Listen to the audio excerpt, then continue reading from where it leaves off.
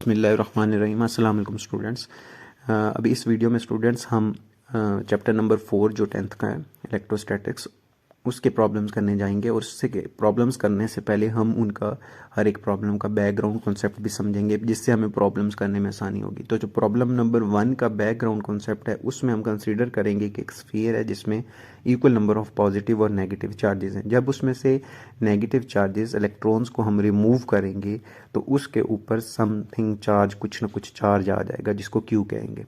तो Q charge उसके ऊपर आ जाएगा इलेक्ट्रॉन रिमूव करने से। तो हम कहेंगे कि हमने कितने इलेक्ट्रॉन रिमूव किए, लेट से एन इलेक्ट्रॉन रिमूव किए, तो उसके ऊपर जो चार्ज आया वो क्यू आया। तो फार्मूला क्या बनेगा, Q is equal to N E. Q is charge, N is number and E is electron, इसको रिप्रेजेंट कर रहा है। और ई की वैल्यू हमने अपने बुक में भी पढ़ी है, टेबल है उसमें गिवन है कि ई के ऊपर जो चार्ज, इलेक्ट्रॉन के ऊपर जो चार्ज होता है वो होता है 1.6 इंटू 10⁻⁻19 कूलम। इसी तरह आपकी बुक में एक टेबल दिया गया है जिसमें इलेक्ट्रॉन, प्रोटॉन और न्यूट्रॉन के ऊपर चार्ज और मैस उनका क्या होता है वो सारा गिवन है। वो वैल्यूज़ आपको याद करनी है, ये एमसीक्यूज़ में भी आती हैं। तो अभी प्रॉब्लम नंबर 1 की तरफ चलते हैं। प्रॉब्लम नंबर 1 जो हमारा है वो इसी बैकग्राउंड कॉन्सेप्ट जो मैंने आपको बताया है, इसी कॉन्सेप्ट से रिलेटेड है, जिसमें हम एक स्फीयर कंसीडर कर रहे हैं। उसमें से हम N number of electron remove कर रहे हैं। तो उसके ऊपर जो चार्ज आ जाता है वो 100 पिको कूलम आ जाता है। तो वो हमने फाइंड आउट कर, चार्ज हमें पता है कि वो कितना है, हमने ये फाइंड आउट करना है कि हमने कितने number of N is the number of electron ना। तो हमने फाइंड आउट करना है कि हमने कितने नंबर ऑफ इलेक्ट्रॉन उस स्फीयर में से रिमूव किए तो उसने चार्ज 100 पिको कूलम एक्वायर कर लिया है। तो फार्मूला हमें पता है, Q is equal to N E. Q की वैल्यू हमें गिवन है, ई की वैल्यू हमें, चार्ज ऑन ई मतलब चार्ज ऑन इलेक्ट्रॉन, वो हमें पता है, और एन हमने फाइंड आउट करना है। तो इस फॉर्मूले में एन ई मल्टीप्लाई हो रहे हैं, तो ई मल्टीप्लाई हो रहा है तो दूसरी साइड पे जाके क्यू से डिवाइड हो जाएगा, तो N is equal to Q E हो जाएगा। और क्यू की वैल्यू आपके पास है 100 पिको कूलम, तो 100 इसी तरह आ जाएगा। पिको की वैल्यू 9th में हमने पढ़ा था, वो 10⁻⁻12 होती है, तो वो 10⁻⁻12 कूलम हो जाएगा। और divided by charge on electron e, उसकी वैल्यू भी आपको मैं अभी बता चुका हूँ, वो 1.6 इंटू 10⁻⁻19 कूलम होती है, वो भी हमने पुट कर दी। अब सिंपली ये वैल्यूज़ पुट करने के बाद, ये जिन जिन लोकेशंस पे मैंने पुट किए मैं उन पे हाईलाइट भी कर देता हूँ। अब पुट करने के बाद इसको फर्दर सिंप्लीफाई करेंगे। जो 10 की पावर में है उनको अलहदा से सॉल्व करेंगे, और जो 10 की पावर के बगैर है उनको अलहदा से। तो 100 डिवाइडेड बाई 1.6 हो जाएगा, और 10⁻⁻12 है, और नीचे वाला 10⁻⁻19 ऊपर जाके 10⁻⁻+ 19 हो जाएगा। तो 100 को 1.6 पे डिवाइड करेंगे तो 62.5 आ जाएगा। और 10 जो है यहाँ पे 10⁻⁻12 और 10⁻⁻+ 19, इनकी बेसिस सेम है, बेसिस क्या है 10 है, तो पावर्स इनकी ऐड हो जाएंगी। ये भी 10th में हमने मैथ में रूल पढ़ा था। तो 10⁻⁻12 + 19 हो जाएगा, और 62.5 जो है वो एज इट इज़ आ जाएगा। और जो 10 की पावर में फिगर्स जो -12 और +19 हो रहा है, वो दोनों ऐड हो जाएंगे, प्लस माइनस हो जाएगा। तो 19 में से 12 माइनस करेंगे तो 10⁻7 आ जाएगा हमारे पास। इसी फिगर को हम साइंटिफिक नोटेशन के मुताबिक अरेंज कर लेंगे। 62.5 को हम साइंटिफिक नोटेशन जो हमने पढ़ी थी 9th क्लास में चैप्टर 1 में, उसके मुताबिक लिख लेंगे। उसमें ये होता है कि आप जो भी होता है आपका, उसको स्टैंडर्ड फॉर्म में जब लिखते हैं या साइंटिफिक नोटेशन फॉर्म में लिखते हैं डिजिट को, तो उसमें पॉइंट को आप 1 नॉन ज़ीरो डिजिट के बाद मूव करते हैं। फॉर एग्जांपल 62.5 है, मतलब 2 नॉन ज़ीरो डिजिट 6 और 2 के बाद पॉइंट है, तो उस पॉइंट को आप 1 नॉन ज़ीरो डिजिट मतलब 6 के बाद मूव करेंगे, तो ये हो जाएगा 6.25। और जितने पॉइंट आप मूव करते हो, तो मतलब मैंने 2 के बाद पहले था तो मैंने एक पॉइंट और मूव किया तो ये 6 के बाद आ गया। तो जितने पॉइंट आप मूव करते हो वो 10 रेस्ट, अगर लेफ्ट साइड पे मूव करो तो 10 की पावर में आप पॉजिटिव लिखते हो। तो ये इसलिए मैंने 6.25 इंटू 10⁻1 लिखा, 1 डिजिट मूव किया तो इसलिए 10⁻1 लिखा, इंटू 10⁻7 था पहले से, तो वो ऐड अप हो जाएगा। हमारा फाइनल आंसर आ जाएगा 6.25 इंटू 10 की रेज़ टू पावर 1 + 7 हो जाएगा। तो वो दोनों 1 + 7 ऐड होके 6.25 इंटू 10⁻8 हो जाएगा, आंसर हमारा आ जाएगा। आगे नेक्स्ट प्रॉब्लम की तरफ अगर हम चलें तो उसके बैकग्राउंड कॉन्सेप्ट को पहले समझ लेते हैं कि वो क्या कहता है। कि उसमें बैकग्राउंड कॉन्सेप्ट में हमारे पास, अगर हमने बेसिक साइंस में पढ़ा था कि दो चार्जेस हों और वो दोनों अपोजिट चार्जेस हों, एक पॉजिटिव हो और एक नेगेटिव हो, और उनके दरमियान जो डिस्टेंस हो उसको आर से रिप्रेजेंट करें, एक चार्ज को Q1 कह दें, एक को Q2 कह दें, तो वो दोनों ऑपोजिट चार्ज क्या करेंगे, एक फोर्स के साथ आपस में एक दूसरे को अट्रैक्ट करेंगे, क्योंकि दोनों ऑपोजिट चार्ज अट्रैक्ट करते हैं एक दूसरे को। और दो सेम पॉजिटिव चार्जेस अगर हम ले लें तो वो दोनों Q1 और Q2 उनको नाम दे दें और उनके दरमियान डिस्टेंस R हो, तो वो दोनों एक फोर्स के साथ एक दूसरे को क्या करेंगे, रिपेल करेंगे, क्योंकि सेम चार्जेस रिपेल करते हैं। इसी की बेस पे कूलम लॉ ड्राइव हुआ है, जिसमें वो कहता है कि यही फोर्स जो है अट्रैक्शन की हो या रिपल्जन की हो, ये डायरेक्टली प्रोपोर्शनल होती है चार्जेस के प्रोडक्ट के, मतलब उनको मल्टीप्लाई करने से, और डिवाइडेड बाय, और इन्वर्सली प्रोपोर्शनल होती है। इन्वर्सली प्रोपोर्शनल को हम डिवाइडेड बाय में लिखते हैं उनके डिस्टेंस के स्केयर के, मतलब आर डिस्टेंस है तो उसके स्केयर के। जब प्रोपोर्शनलिटी का साइन हटाएंगे तो F इज इक्वल टू के Q1 Q2 by are square आ जाएगा। के क्या है, इसको कहते हैं प्रोपोर्शनलिटी कांस्टेंट। इसकी वैल्यू आपने याद रखनी है क्योंकि ये न्यूमेरिकल में यूज़ होगी। वो है 9 × 10⁹ न्यूटन मीटर स्केयर पर कूलम स्केयर। तो इसी कूलम लॉ के कंसेप्ट को लेके हम अपने प्रॉब्लम नंबर 2 की तरफ चलते हैं और उसे सॉल्व करते हैं।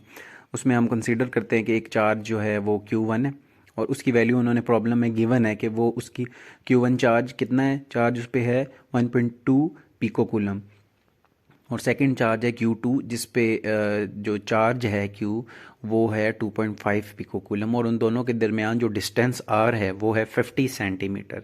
तो वो कह रहे हैं आप फिर फाइंड करें कि वो फोर्स उनके दोनों के दरमियान कितनी होगी। अगर फोर्स ऑफ अट्रैक्शन है तो वो कितनी होगी, या फोर्स ऑफ रिपल्जन है, जो भी है, कोई भी उन्होंने स्पेसिफाई नहीं की हुई कि कौन सी फोर्स है।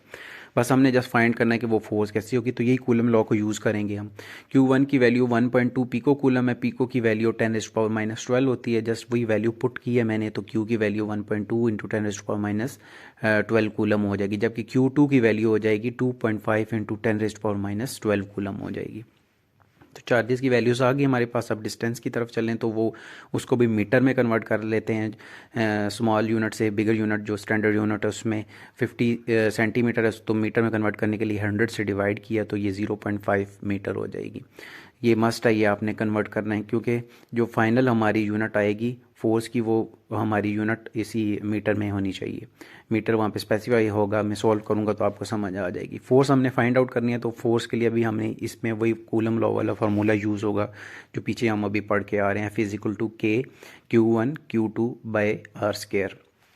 तो इसी में जस्ट वैल्यूज़ अभी पुट कर देंगे। के की वैल्यू मैंने अभी आपको बताया था, याद रखनी है, 9 × 10⁻9 न्यूटन मीटर स्केयर पर कूलम स्केयर होती है।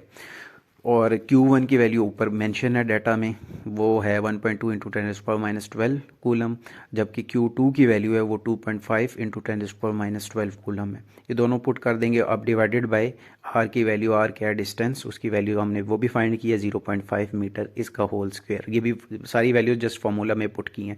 ये मैं दोबारा रिकॉल कर दूं कि ये K की वैल्यू क्या होती है, 9 × 10⁻9 न्यूटन मीटर स्क्वायर पर कूलम स्क्वायर, ये मैंने यहाँ पे पुट की हुई है। आगे फर्दर इसके सोल्यूशन की तरफ चलेंगे।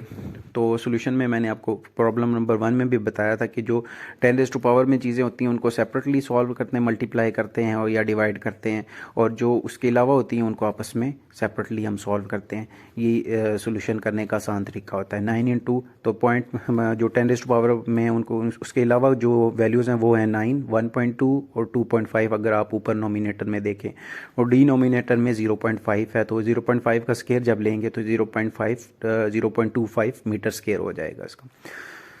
सिंपली हमने ये इसी तरह की वैल्यूज़, और 10⁻⁴ में जो वैल्यूज़ हैं वो है 10⁻9 है और 10⁻−12 है, और 10⁻−12 दोबारा है, वो 2 दफ़ा है ऊपर नोमिनेटर में। और यूनिट्स को मैंने सेपरेटली लास्ट में सॉल्व कर दिया है। न्यूटन मीटर स्केयर पर कूलम स्केयर है, और कूलम दोनों चार्जेस का कूलम कूलम है, वो कूलम स्केयर हो जाएगा, और कूलम पर स्केयर, पर कूलम स्केयर और कूलम स्केयर कैंसिल हो जाएगा, और नीचे से मीटर स्केयर जो हमने स्केयर लिया था डिस्टेंस का वो, और ऊपर वाला मीटर स्केयर कैंसिल हो जाएंगे आपस में। अब फर्दर इसको जस्ट सिंप्लीफाई करना है।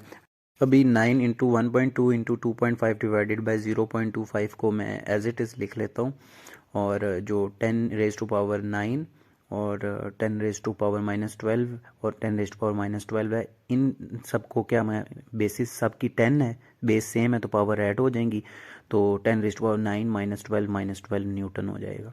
अब फर्दर मैं इनको, ये जो हमारा 9 × 1.2 × 2.5 डिवाइडेड बाई 0.25 है, इसको कैलकुलेटर पे डिवाइड कर लेता हूँ। डिवाइड करेंगे तो आपके पास आ जाएगा 27 डिवाइडेड बाई 0.25 आ जाएगा।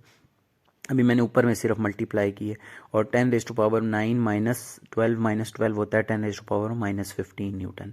तो अब 27 को जो हमारा है उसको 0.5 पे फर्दर डिवाइड कर लेंगे तो वो आ जाएगा 108।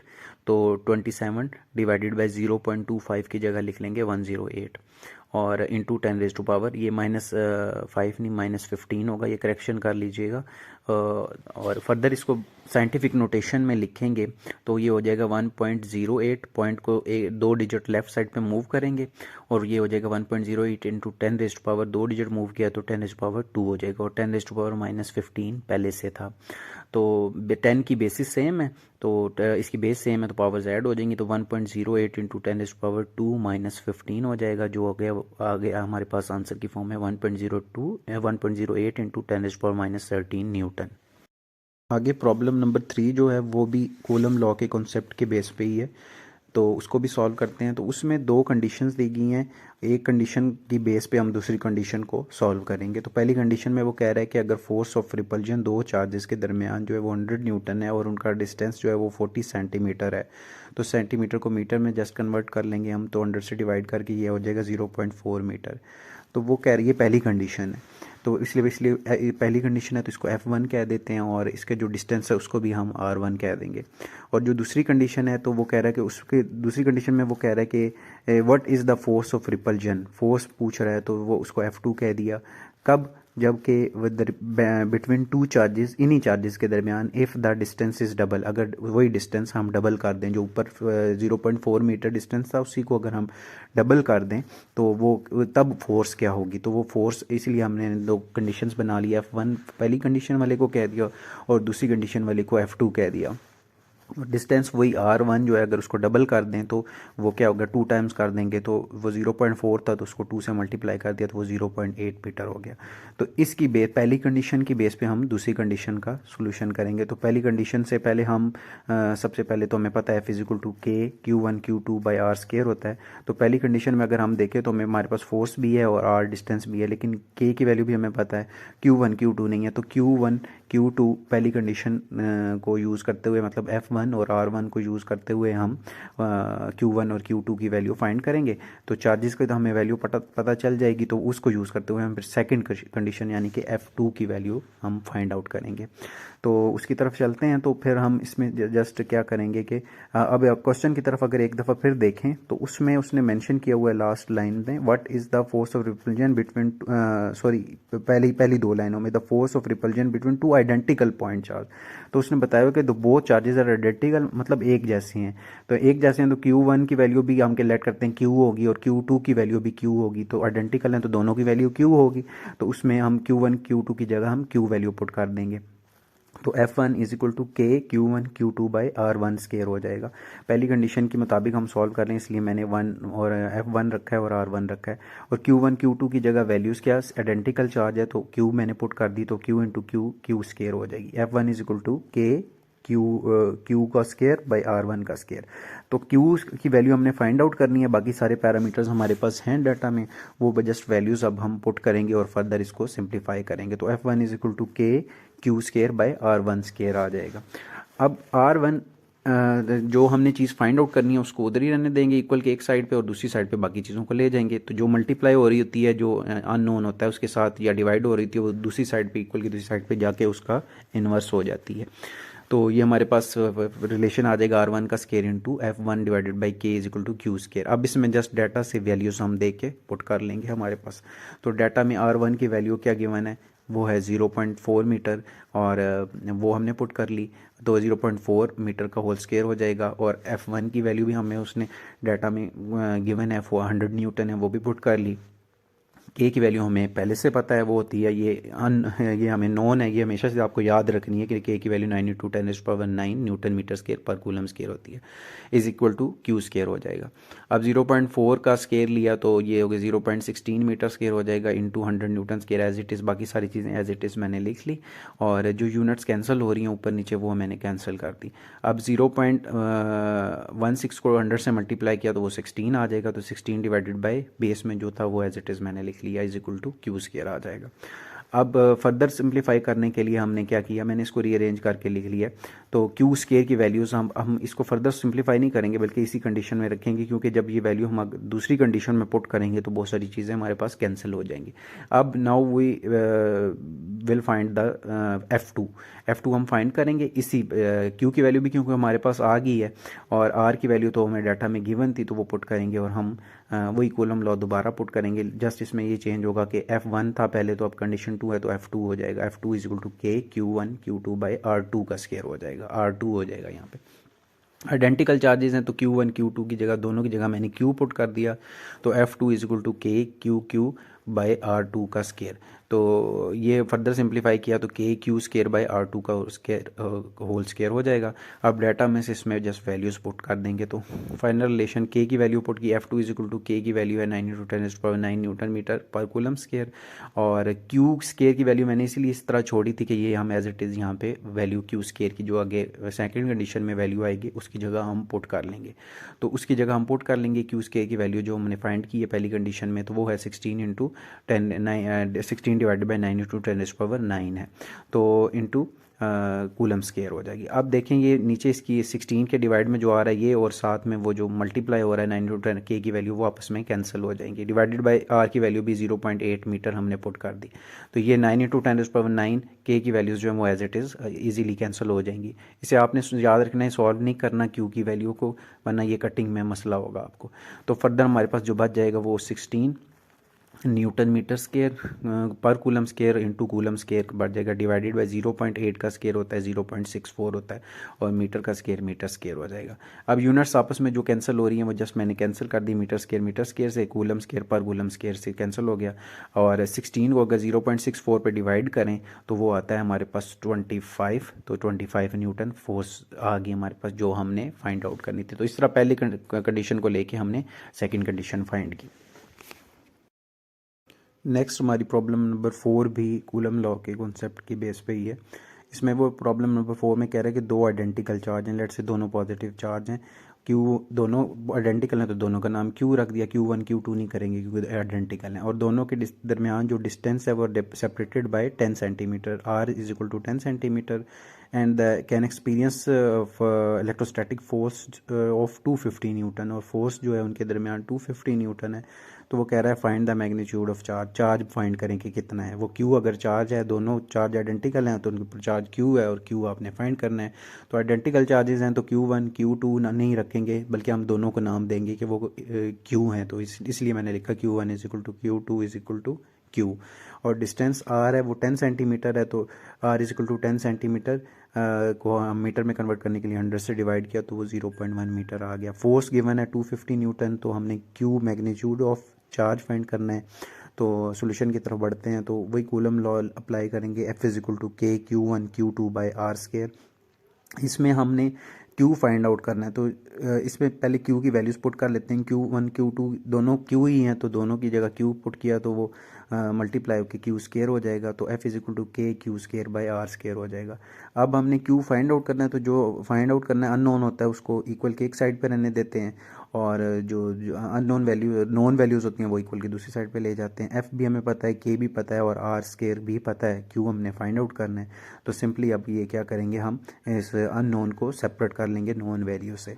तो K स्केयर Q के साथ R स्केयर डिवाइड हो रहा है वो दूसरी साइड पे जाके मल्टीप्लाई हो जाएगा, और K मल्टीप्लाई हो रहा है Q के साथ वो दूसरी साइड पे जाके डिवाइड हो जाएगा, तो F into R square divide by K is equal to Q square हो जाएगा। ये जस्ट रीअरेंज किया है मैंने। तो इसमें जस्ट अगर आप जो डाटा में वैल्यूज़ गिवन है वो F R और K की वैल्यूज़ इसमें से यहाँ से देख के पुट कर देंगे, तो Q square is equal to F into R square divided by K formula आ गया। इसमें जब वैल्यू पुट करेंगे तो ये हमारे पास हो जाएंगी, F की वैल्यू हमारे पास 250 न्यूटन है, R की वैल्यू हमारे पास है 0.1 मीटर होल स्केयर हो जाएगा, और K की वैल्यू हमें पता है 9×10⁹ न्यूटन मीटर स्केयर पर कूलम स्केयर होती है। अब जस्ट ऊपर वाली 0.1 का स्केयर ओपन किया तो वो 0.01 हो जाएगा, और मीटर का स्केयर मीटर स्केयर हो जाएगा। बाकी वैल्यूज़ एज इट इज़ मैंने लिखी हैं। अब यूनिट्स जो कैंसिल हो रही हैं आपस में उनको कैंसिल आउट कर दिया है, तो Q square is equal to 250 into 0.01 करेंगे तो वो हमारे पास आ जाएगा, ये भी हम चेक कर लेते हैं कैलकुलेटर पे। तो 250 इंटू 0.01 0.01 वो हमारे पास होता है 2.5 के इक्वल होता है। तो 2.5 डिवाइडेड बाय 9 इंटू 10⁻⁹ पर कूलम स्केयर। और इसको फर्दर सिंप्लीफाई करेंगे तो 2.5 को, और मैंने आपको बताया था 10⁻⁴ को अलग से डील करते हैं, तो इसको इस तरह लिख लेंगे 2.5 डिवाइडेड बाई 9 होगा और 10⁻⁹ अलग से लिखा जाएगा। 2.5 को 9 पे डिवाइड किया तो ये आ जाएगा 0.277 इंटू 10⁻⁹ कूलम स्केयर। अब इसको साइंटिफिक नोटेशन में लिखेंगे तो पॉइंट को 1 2 के बाद एक डिजिट मूव करेंगे तो 2.77 आ जाएगा। तो पॉइंट को हमने राइट साइड पे जब मूव किया तो 10 की पावर में माइनस में ऐड होता है, तो एक डिजिट मूव किया तो 10⁻⁻1 हो जाएगा। और 2.77 इंटू 10 बेसिस सेम है तो ऊपर वाली पावर्स ऐड होके -1 और -9 -10 हो जाएंगी। तो अब फर्दर इसको क्यू की वैल्यू फाइंड करनी है तो हमें स्केयर ख़त्म करना होगा, तो स्केयर ले लिया वो दोनों साइड पे, तो क्यू स्केयर अंडर रूट ले लिया दोनों साइड पे, अंडर स्केयर की बजाय सॉरी अंडर रूट ले लिया, अंडर रूट लिया तो स्केयर कैंसिल हो गया क्यू का, और दूसरी साइड पे 2.77 इंटू 10⁻⁻10 का अंडर रूट लिया तो वो होता है 1.67 इंटू 10⁻⁻5 कूलम के। नेक्स्ट प्रॉब्लम जो है हमारा, उसको करने से पहले हम अपने बैकग्राउंड कॉन्सेप्ट को देख लेते हैं कि उसके बैकग्राउंड में क्या कॉन्सेप्ट है। उस कॉन्सेप्ट में हम कंसिडर कर लेंगे कि दो प्लेट्स हैं, एक पॉजिटिव चार्ज प्लेट है और एक नेगेटिव चार्ज प्लेट है, और इन दोनों प्लेट्स के दरमियान जो लाइन ऑफ एक्शन है, लाइन ऑफ फोर्स है, वो इलेक्ट्रिक फील्ड्स हैं, इलेक्ट्रिक फील्ड लाइंस हैं, उनकी डायरेक्शन ब्लैक लाइन से शो की हुई है मैंने। इन्हीं इलेक्ट्रिक फील्ड लाइन के हम यूनिट एक पॉजिटिव चार्ज कंसीडर कर लेंगे Q, और उस पॉजिटिव चार्ज को इन्हीं इलेक्ट्रिक फील्ड के अगेंस्ट मूव करेंगे। तो जब हम अगेंस्ट मूव करेंगे, उसको पॉजिटिव प्लेट की तरफ लेके जाएंगे तो हम वर्क डन करेंगे। ये वर्क डन इसलिए होगा कि हमने पॉजिटिव चार्ज रिपेल करते हैं तो पॉजिटिव प्लेट पॉजिटिव चार्ज को रिपेल कर रही होगी, तो हम जो है वो फोर्स लगाएंगे और बाहर से और उसको डिस्प्लेस करके पॉजिटिव प्लेट के पास लेके जाएंगे। और इसको अगर मैथमेटिकल फॉर्म में हम लिखेंगे तो वो लिखेंगे work done is W is equal to Q into VA minus VB। अब VA और VB क्या है, A जो है हमारा हायर पोटेंशियल है, और वहाँ पे जो पोटेंशियल होगा तो पोटेंशियल को V से शो करते हैं वो VA होगा, और जो B हमारा लो पोटेंशियल है तो वहाँ पे जो पोटेंशियल होगा वो VB से शो करेंगे। सो हमारा work done is equal to Q charge into VA higher potential minus VB low potential. अब इस फॉर्मूले को मेमोराइज कर लेंगे, ये फार्मूला आगे प्रॉब्लम में यूज़ होने वाला है।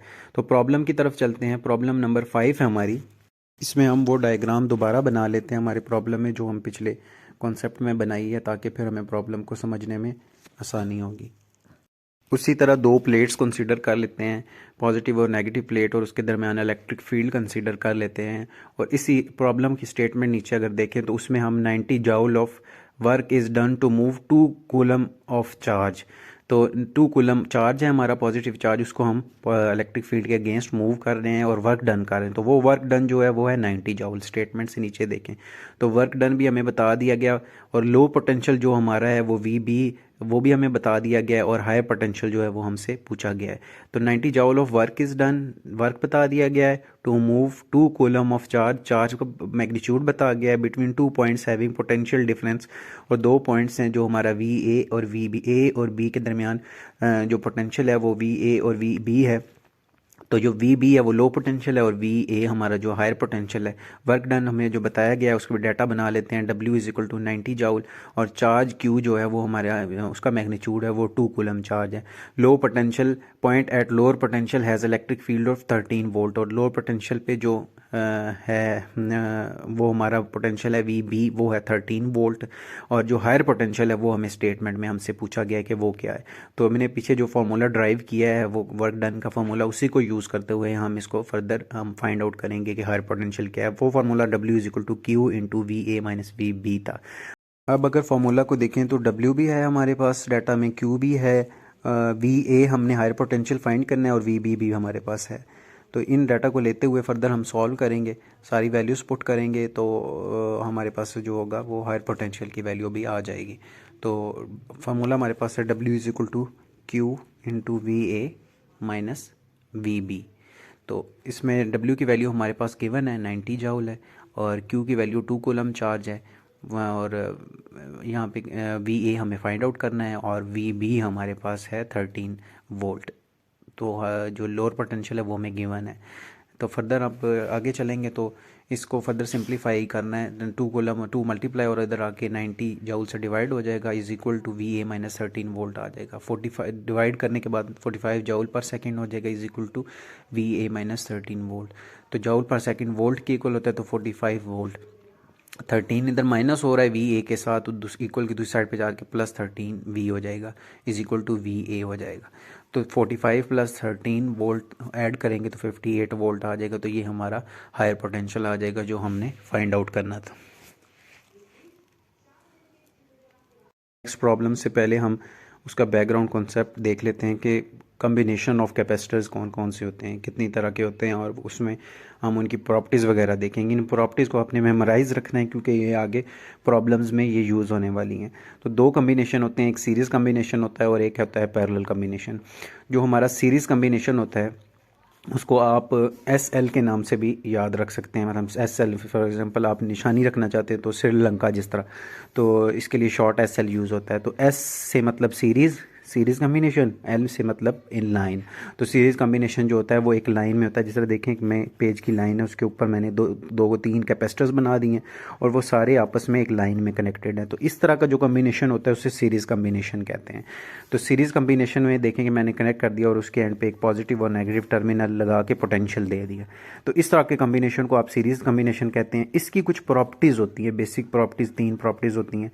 नंबर 1 प्रॉपर्टी ये होती है कि इसमें जो भी पोटेंशियल आप अप्लाई करते हो वो पोटेंशियल तीनों कैपेसिटर्स के ऊपर जो होता है वो गुजरता है, तो उनमें जो उनके सम होता है उसके इक्वल होता है। For example total potential is equal to V1 पे जो पोटेंशियल स्टोर होगा वो प्लस या कंज्यूम होगा, जो कैपेसिटर 2 पे होगा वो V2 होगा, और जो कैपेसिटर 3 पे होगा वो V3 होगा। इन तीनों के सम के इक्वल होता है, मतलब कि वो टोटल पोटेंशियल होता है। वो इसलिए होता है कि तीनों कैपेसिटर्स पे डिफरेंट होने की वजह से वो फिर हम ऐड अप कर लेते हैं और वो फिर हमारा टोटल पोटेंशियल आ जाता है जो कि हमने अप्लाई किया होता है। फॉर एग्जांपल अगर आप कंसीडर करना चाहते हैं कि लेट करते हैं कि हमने पोटेंशियल दिया हुआ है, लेट से टोटल पोटेंशियल 10 वोल्ट की बैटरी लगाई हुई है या कोई सेल लगाया हुआ है, तो V1 पे जो कंज्यूम हो रहा है पोटेंशियल वो 3 वोल्ट है, और V2 पे हमारा जो कंसिडर होता है, लेट्स नहीं ये 4 नहीं, ये V2 पे जो कंसिडर हमारा कंज्यूम हो रहा है वो V2 पे 5 वोल्ट कंज्यूम हो रहा है, V3 पे 2 वोल्ट। तो V1 V2 V3 को अगर हम सम अप करें तो ये देखिए 5 3 8 और 10 ही बनता है। तो 10 वोल्ट, तो ये इक्वली डिस्ट्रीब्यूट नहीं होगा बल्कि ये क्या होगा, डिफरेंट होगा। हर एक के ऊपर पोटेंशियल जो होगा वो डिफरेंट होगा। तो ये चीज़ याद रखनी है कि पोटेंशियल जो होगा हर कैपेसिटर के ऊपर सीरीज कम्बिनेशन में डिफरेंट होगा, इसलिए वो उनके सम के इक्वल होगा। और जो चार्ज होगा वो चार्ज को क्यू से शो करते हैं, ये सेकंड प्रॉपर्टी है। चार्ज जो होगा वो सारे कैपेसिटर्स के ऊपर वो एक जैसा ही होगा।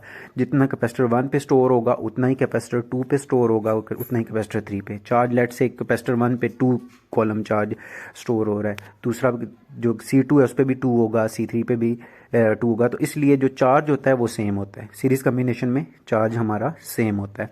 और नंबर 3 जो इसकी इक्विवेलेंट कैपेसिटेंस होती है वो 1/C equivalent is equal to 1/C1 plus 1/C2 plus 1/C3, आगे जितने भी कैपेसिटर लगे हों उसको प्लस करते जाते हैं। ये इसकी इक्विवेलेंट जो कैपेसिटेंस है उसका फार्मूला होता है। ये हम कैसे अटेन करेंगे, ड्राइव करेंगे इक्विवेलेंट कैपेसिटेंस का फार्मूला, ये कैसे आया, ये आपने Q is equal to CV, ये वाली रिलेशन जो है ये जब आप प्रॉपर्टी नंबर 1 में पुट करेंगे और उसको सिंप्लीफाई करेंगे तो ये आपके पास 1/C इक्विवेलेंट कैपेसिटेंस का जो सीरीज कम्बिनेशन में है वो आ जाएगा।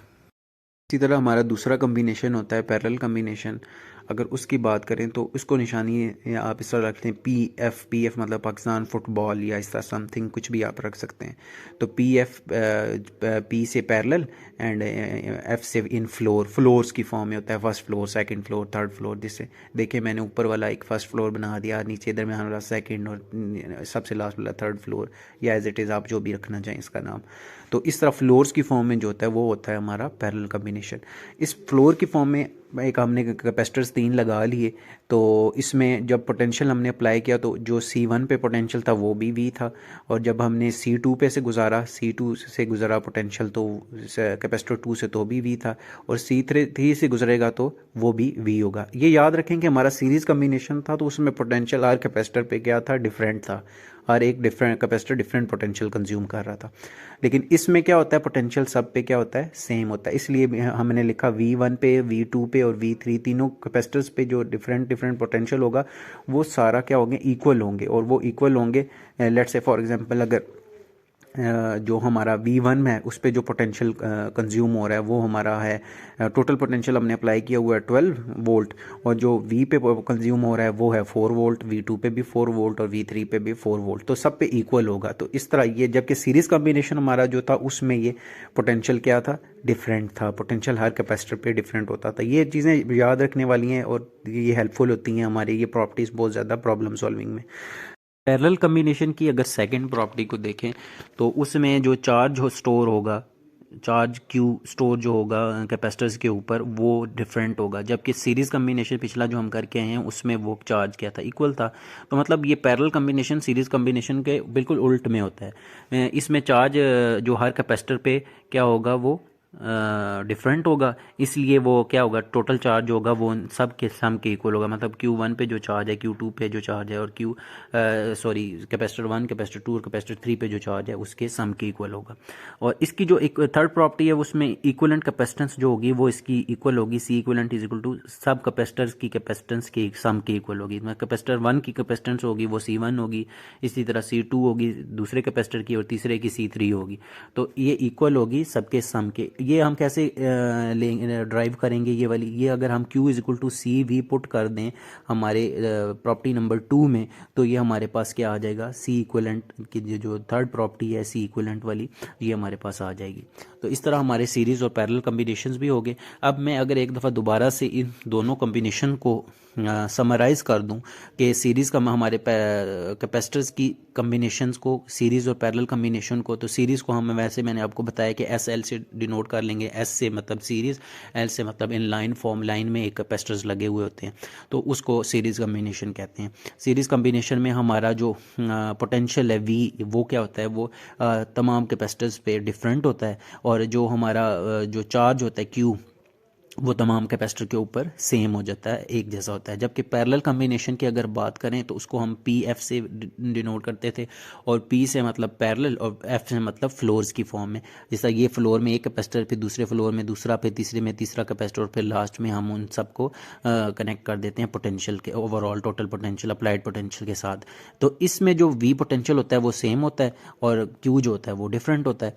अब ये देखें कि इसमें, और ये उसका सीरीज़ का उल्ट होता है, सीरीज कॉम्बिनेशन का उल्ट होता है। तो प्रॉब्लम की तरफ चलते हैं, प्रॉब्लम के सॉल्यूशन की तरफ।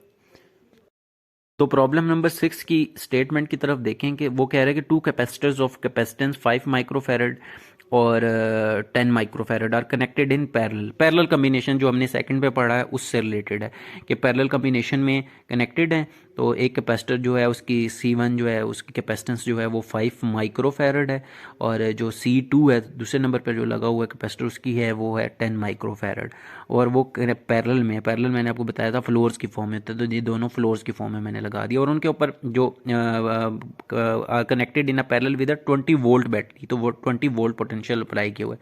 कह रहा है फाइंड करें equivalent capacitance of the capacitor. C equivalent A पे आपने फाइंड करनी है सबसे पहले, B पे आपने फाइंड करना है total charge on the combination. इस पूरे पे जो टोटल चार्ज है मतलब वो कितना होगा, मतलब Q1 प्लस Q2, और C में एक इंडिविजुअल कैपेसिटर पे कितना चार्ज होगा, मतलब Q1 पे कितना होगा कैपेसिटर पे, और दूसरे कैपेसिटर पे Q2 पे कितना चार्ज होगा। और D पे आप में फाइंड करना है कि एक कैपेसिटर पे पोटेंशियल कितना होगा और दूसरे पे पोटेंशियल कितना होगा। तो इसके सोल्यूशन की तरफ चलते हैं, वही प्रॉपर्टीज़ को यूटिलाइज करेंगे हम, जो प्रॉपर्टीज़ अभी पैरेलल कम्बिनेशन की पढ़ के आए हैं उन्हीं प्रॉपर्टीज़ को देखते हुए हम इसको सॉल्व करेंगे। तो उस प्रॉपर्टी के तहत जो हमारी थर्ड प्रॉपर्टी थी पैरेलल कम्बिनेशन में, उसमें कह रहा था इसका जो पैरेलल कम्बिनेशन का इक्विवेलेंट कैपेसिटेंस होती है वो होती है ये equivalent capacitance is equal to C1 plus C2 के पैरेलल कम्बिनेशन में।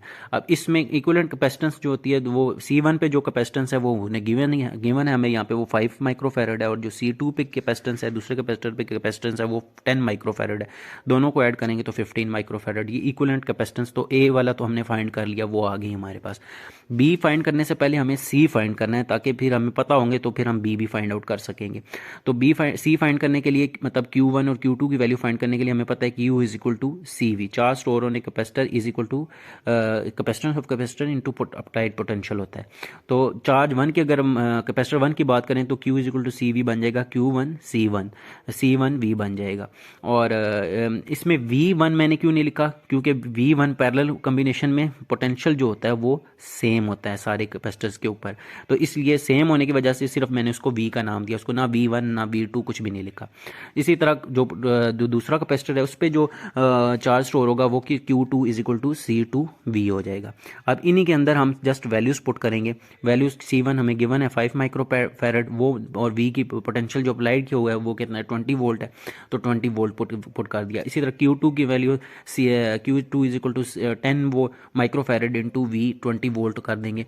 आप सिंपल मल्टीप्लाई किया मैंने 20 इंटू 500 और माइक्रो उसका, और फैरेड इंटू वोल्ट जो होता है वो कूलम के इक्वल होता है, तो 100 माइक्रो कूलम। इसी तरह Q2 हमारे पास 200 माइक्रो कूलम आ जाएगा, ऊपर मल्टीप्लाई करेंगे तो B। अब C फाइंड आउट कर लिया, Q1 Q2 फाइंड कर लिया, तो B हमारे लिए कोई डिफिकल्टी नहीं है। B हमारे पास जो टोटल चार्ज होता है वो इक्वल होता है Q1 पे जो चार्ज प्लस Q2 पे। ये हमने सेकंड प्रॉपर्टी ये देखे, इसमें भी हमने पढ़ा था कि जो टोटल चार्ज होता है वो जो सम ऑफ द चार्ज होता है उसके इक्वल होता है। तो पहला चार्ज Q1 100 माइक्रोकूलम है और दूसरा चार्ज Q2 200 माइक्रोकूलम है, इन दोनों को ऐड करेंगे तो 300 माइक्रोकूलम टोटल चार्ज भी हमारे पास आ जाएगा। बी भी फाइंड हो गया। डी की तरफ चलें तो डी में हम आप प्रॉपर्टी की तरफ देखें तो पहली प्रॉपर्टी जो इसकी बता रही है उसमें कह रहा है कि पोटेंशियल जो होता है वो सबके ऊपर सेम होता है, मतलब अप्लाइड पोटेंशियल के इक्वल ही होता है वो जो जितना V1 पे होगा, V2 पे होगा, V या V3 हो, पहले कैपेसिटर दूसरे या तीसरे जितने भी कैपेसिटर रखे हों उन पे जो अप्लाइड पोटेंशियल होता है वो उसके इक्वल ही होता है, पोटेंशियल डिफरेंट नहीं होता।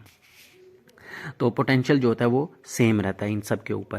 तो यही इस पैरेलल कॉम्बिनेशन की अफादियत होती है कि उसमें पोटेंशियल जो होगा वो इक्वल होगा। तो पोटेंशियल अभी यहाँ पे कितना अप्लाई किया 20 वोल्ट, तो इसका मतलब है जो कैपेसिटर 1 है उस पर V1 मतलब वो भी क्या होगा, वो V के इक्वल ही होगा जो हमने अप्लाई किया, और जो V2 पे होगा वो भी V के इक्वल होगा। तो V is equal to V1 plus V2, और V कितना है हमारा, वो 20 है, तो 20 के इक्वल होगा। अब प्रॉब्लम नंबर 7 जो है हमारा, वो हमारा सीरीज कम्बिनेशन ऑफ कैपेसिटर जो हमने पढ़ा था उससे रिलेटेड है। उसमें वो कह रहा है कि दो कैपेसिटर हैं, two capacitors of capacitance 3 microfarad and 6 microfarad are connected in series, वो सीरीज में लगे हैं। सीरीज का मैंने बताया था आपको, वो लाइन एक लाइन की फॉर्म में होते हैं। तो C1 जो है उसकी कैपेसिटेंस है, C1 कैपेसिटेंस जो है वो 3 माइक्रोफैरड है, और C2 जो है वो 6 माइक्रोफैरड है, और वो कनेक्टेड है एक बैटरी के साथ जो कि वो है 10 वोल्ट की बैटरी है। तो 10 वोल्ट का पोटेंशियल हमने अप्लाई किया हुआ है। अब हमें क्या फाइंड करना है, हमें ए में फाइंड करने के लिए कहा हुआ है कि आपने इक्विवेलेंट कैपेसिटेंस फाइंड करनी है इस सीरीज कॉम्बिनेशन की। बी पे आपने फाइंड करना है उस पर टोटल चार्ज जो स्टोर होगा दोनों कैपेसिटर पे सम करके, मतलब कैपेसिटर 1 और कैपेसिटर 2 का वो, और सी में आपके अलहदा से Q1 Q2 दोनों चार्जेस को पूछा हुआ है कि वो भी अलहदा अलहदा से बताएं, और डी में आपसे पूछा हुआ है कि तीनों के अलहदा अलहदा से बताएं कि पोटेंशियल कितना कंज्यूम होगा V1 कैपेसिटर 1 और कैपेसिटर 2 पे। इसी तरह हम प्रॉपर्टीज़ को रिकॉल करें तो हमारी जो सीरीज कॉम्बिनेशन है उसकी प्रॉपर्टीज़ में हमें पोटेंशियल जो था वो जो ओवरऑल टोटल पोटेंशियल था वो sum of potential across the capacitors होता था, और जो चार्ज जो होता था वो सेम होता था, और इक्विवेलेंट कैपेसिटेंस जो होती थी वो 1 by equivalent capacitance is equal to 1 by C1 plus 1 by C2। दो कैपेसिटर ने इसलिए 1 by C1 plus 1 by C2। अब C1 C2 की वैल्यू हमें गिवन है वो पुट कर देंगे। C1 की जगह 3 माइक्रोफैरड, C2 की जगह 6 माइक्रोफैरड। इसका एलसीएम लेंगे 6 तो ऊपर आ जाएगा 2 प्लस 1, तो 2 प्लस 1 करेंगे तो 3 आ जाएगा, 3 डिवाइडेड बाई 6 माइक्रोफैरड आ जाएगा हमारा 1 बाई C इक्विवेलेंट। अब 1 बाई C इक्विवेलेंट नीचे रेसिप्रोकल में इसको इन्वर्ट कर लेंगे दोनों साइड को, C इक्विवेलेंट आ जाएगा हमारा 6 ऊपर चला जाएगा, 6 माइक्रोफैरड डिवाइडेड बाई 3 नीचे आ जाएगा, 3 माइक्रोफैरड डिवाइड करेंगे तो 2 माइक्रोफैरड हमारा पास C इक्विवेलेंट कैपेसिटेंस आ जाएगी जो कि हमने फाइंड आउट करनी थी। तो पहला ए पार्ट हमारा हो गया कि इक्विवेलेंट कैपेसिटेंस हमारी इन दोनों कैपेसिटर्स की आ गई 2 माइक्रोफैरड। तो बी पार्ट की तरफ चलें तो बी पार्ट में उसने पूछा हुआ है हमें कि उसकी टोटल चार्ज कितना होगा दोनों कैपेसिटर के ऊपर जो स्टोर होगा वो कितना होगा। तो हमें पता है कि चार्ज जो स्टोर होता है दोनों कैपेसिटर पे वो सेम ही होता है, ये मतलब कि एक पे जितना होगा उतना ही दूसरे पे भी होगा। तो Q is equal to CV होता है फार्मूला चार्ज के लिए, तो टोटल चार्ज होगा वो इक्वल होता है, तो इसलिए हमने C की जगह इक्विवेलेंट कैपेसिटेंस C इक्विवेलेंट लगा दिया और V पोटेंशियल की जगह V लगा दिया। अब सी इक्विवेलेंट की और जो 2 माइक्रोफेरेड वैल्यू है वो पुट की और वी की वैल्यू 10 वोल्ट दी हुई है, तो मल्टीप्लाई किया तो 20 माइक्रो कूलम हमारे पास आ गया। फेरेड इंटू वोल्ट कूलम की इक्वल होता है। सी की तरफ जाएंगे तो सी में हमें फाइंड करना है Q1 और Q2 फाइंड करना है। तो Q1 और Q2 फाइंड आउट करने के लिए हमें पता है कि सीरीज़ कम्बिनेशन के प्रॉपर्टीज़ में हमने पढ़ा था कि जो टोटल चार्ज होता है वो इक्वल होता है जो Q1 पे होता है उसके और जो Q2 के ऊपर होता है। Q1 Q2 पे ऊपर जो चार्ज होता है वो इक्वल होता है जो टोटल चार्ज स्टोर होता है। टोटल हमारे पास 20 माइक्रोकूलम आया तो वो इसका मतलब है Q1 Q2 के ऊपर भी 20 माइक्रोकूलम चार्ज ही होगा, तो वो इसके इक्वल होगा। डी पे हमें फाइंड आउट करना है कि पोटेंशियल दोनों के ऊपर वी पहले कैपेसिटर के ऊपर पोटेंशियल क्या होगा और दूसरे के ऊपर पोटेंशियल V2 क्या होगा। तो Q is equal to C V होता है। V फाइंड आउट करना है तो V इधर ही रहेगा, C Q के आके नीचे डिवाइड हो जाएगा तो V is equal to Q by C आ जाएगा। तो पहले कैपेसिटर की जब बात करेंगे तो वो V1 हो जाएगा is equal to Q by C1 हो जाएगा और V2 is equal to Q by C2 हो जाएगा। बस V1 और C1 और V2 और C2 मैंने इसलिए लिखा और Q1 Q2 नहीं लिखा क्योंकि Q जो होता है वो चार्ज से सेम होता है। तो इसमें आप वैल्यूज़ Q की और C1 की पुट कर दी। Q की वैल्यू हमने फाइंड किया 20 माइक्रोकूलम और C1 हमारा 3 माइक्रोफेरेड, इसको डिवाइड किया तो 6.67 वोल्ट हमारा V1 पहला पोटेंशियल आ जाएगा। जो दूसरा होगा उसमें भी वैल्यूज़ पुट की 20 माइक्रोकूलम जो टोटल पोटेंशियल है वो, और C2 हमारा दूसरी कैपेसिटेंस जो है वो 6 माइक्रोफेरेड है तो डिवाइड किया तो 3.33 वोल्ट हमारे पास जो दूसरा पोटेंशियल है V2 वो भी आ गया। इस तरह हमने A B C और D चारों चीज़ें जो हमें फाइंड आउट करने के लिए कही गई थी वो हमने फाइंड आउट कर ली। किसके लिए? सीरीज़ कम्बिनेशन के लिए। लास्ट हमारी प्रॉब्लम नंबर 8 है, वो भी कंडीशन बेस्ड है कि एक कंडीशन गिवन है उसकी मदद से हम कुछ वैल्यूज़ फाइंड करेंगे और फिर दूसरी कंडीशन में पुट करके फिर उसकी जो भी वैल्यू फाइंड आउट करनी होगी वो फाइंड करेंगे। जैसे कि if a capacitor store 10 coulomb charge बता दिया गया है कैपेसिटर का, वो 10 कूलम है और when connected with a battery of 200 volt, potential भी बता दिया 200 volt, how much charge will be store. अब दूसरा वो कंडीशन बता रहा है दूसरी कि कितना चार्ज स्टोर करेगा कि अगर उसकी बैटरी 2 वोल्ट से चेंज करके 45 वोल्ट की बैटरी लगा दी जाए, if connected with a 45 volt battery. तो Q is equal to C V हमारा जो बेसिक कैपेसिटर्स का फार्मूला है चार्ज स्टोर का, वो Q लगा के हम पहले वाली कंडीशन Q और V की जो पहली वैल्यूज़ हैं उनसे C फाइंड करेंगे और वो C फाइंड आउट करके फिर दूसरी वाली कंडीशन में पुट करके हम Q फाइंड आउट कर लेंगे। तो पहली वाली कंडीशन अगर देखें तो Q की वैल्यू 10 कॉलम है, Q is equal to C V में पुट करेंगे, Q की जगह 10 कॉलम और C हमें फाइंड आउट करना है और V की वैल्यू पहली वाली कंडीशन में 200 वोल्ट है वो पुट करेंगे। 200 इधर मल्टीप्लाई हो रहा है C के साथ उधर आके डिवाइड हो जाएगा। फर्दर सिंप्लीफाई किया तो ये C की वैल्यू आ जाएगी 10 डिवाइड बाई 200 करेंगे तो 0.05 फेरेड आ जाएगी, क्योंकि कूलम पर वोल्ट जो होता है वो फेरेड की इक्वल होता है। सेकंड कंडीशन में जो वो कह रहा है कि चार्ज फाइंड करें जब पोटेंशियल बैटरी 45 वोल्ट की लगाई हो तब, तो Q फाइंड करना है तो C हमने ऊपर फाइंड कर लिया, कैपेसिटेंस तो कैपेसिटर वही रहेगा तो चेंज तो नहीं होगी, तो कैपेसिटेंस वही होगी तो कैपेसिटेंस C की जगह Q is equal to C V फार्मूले में 0.05 पुट कर देंगे और जो V की जगह है वो V की वैल्यू पुट कर देंगे, C की जगह 0.05 जो ऊपर फाइंड किया वो, और जो V की वैल्यू है वो 45 वोल्ट की दूसरी बैटरी जो लगाई है वो वैल्यू पुट कर देंगे 45 वोल्ट। अब इन दोनों को मल्टीप्लाई कर लेंगे सिंपली 0.05 को 45 वोल्ट से तो ये आपका आ जाएगा 2.25 और फेरेड इंटू वोल्ट जो होता है वो कूलम के इक्वल होता है।